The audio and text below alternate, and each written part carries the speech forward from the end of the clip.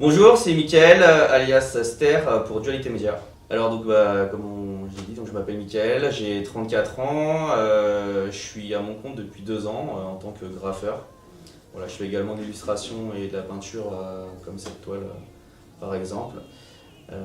Donc voilà, j'habite sur Paris et j'aime beaucoup me déplacer un petit peu partout dans le monde. Donc quand j'ai des prestations à droite à gauche, à Rennes, à Marseille, à Biarritz. Alors je suis originaire de banlieue parisienne, donc de l'Essonne, à côté d'Evry, une petite ville. Et je suis maintenant basé sur Paris. Alors j'ai commencé à faire des tags en 2002 et du graffiti en 2004. J'étais en première je pense et j'ai rencontré un graffeur qui s'appelait Johan à l'époque. C'était Jesk et il m'a initié au graffiti en gros. Et voilà, je suis tombé complètement amoureux et je suis devenu vraiment passionné dès le début. C'est devenu une obnubilation on va dire.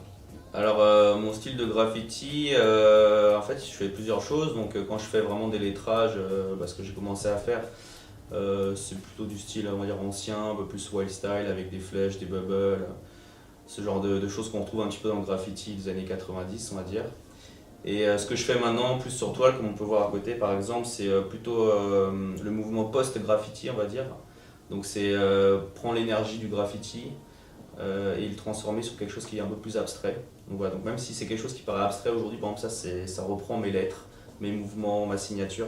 Donc ça, on garde l'énergie du graffiti, le côté ego trip, mais en tendant vers l'abstrait.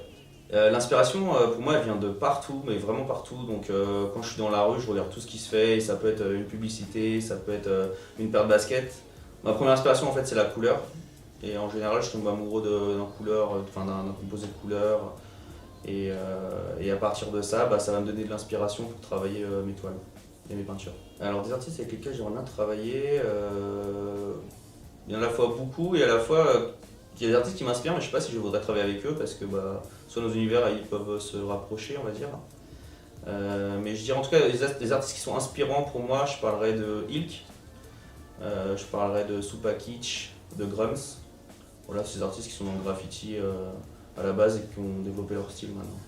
Un lieu où j'aimerais graffer, à l'époque il y avait Five Points à New York qui était un peu la mecque du graffiti.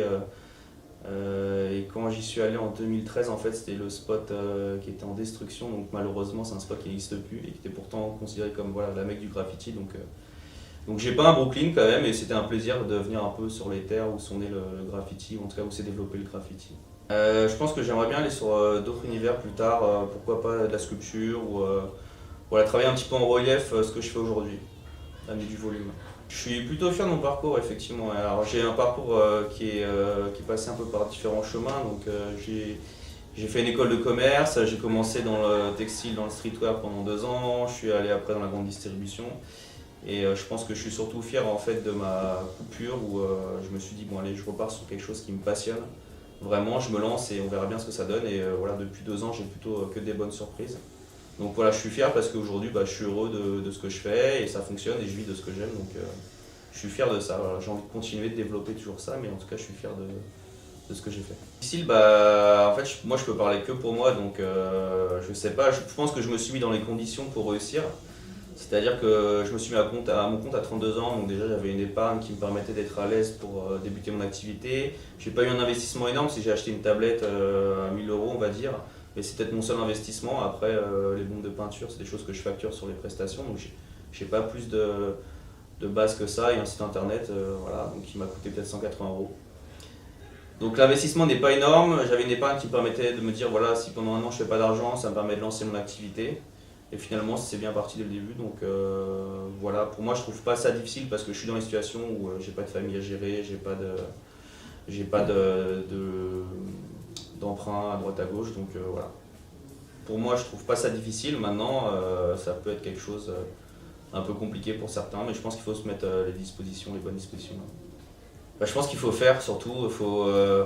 Forcément, il faut réfléchir à son projet, comment on le fait.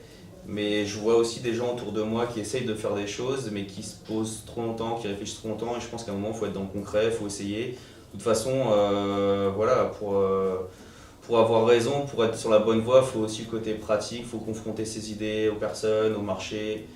Et voilà, et puis après on redresse la barre. Rien n'est parfait dès le début en tout cas, mais il faut se lancer, il faut tester, il faut montrer. Alors ce que je fais la plupart des choses, je les poste sur Instagram, donc sous mon chaussures, donc c'est ster underscore, donc le tiré du bas officiel. Voilà, j'ai un site internet aussi qui c'est ster-officiel.com, mais qui est un peu moins à jour. Voilà, et puis sinon, potentiellement dans la rue, dans les magasins. Et voilà, les journées sont longues et la retraite est loin, donc je pense qu'il faut aimer ce qu'on fait et il faut le faire à fond. Voilà, et c'est là où on est le meilleur.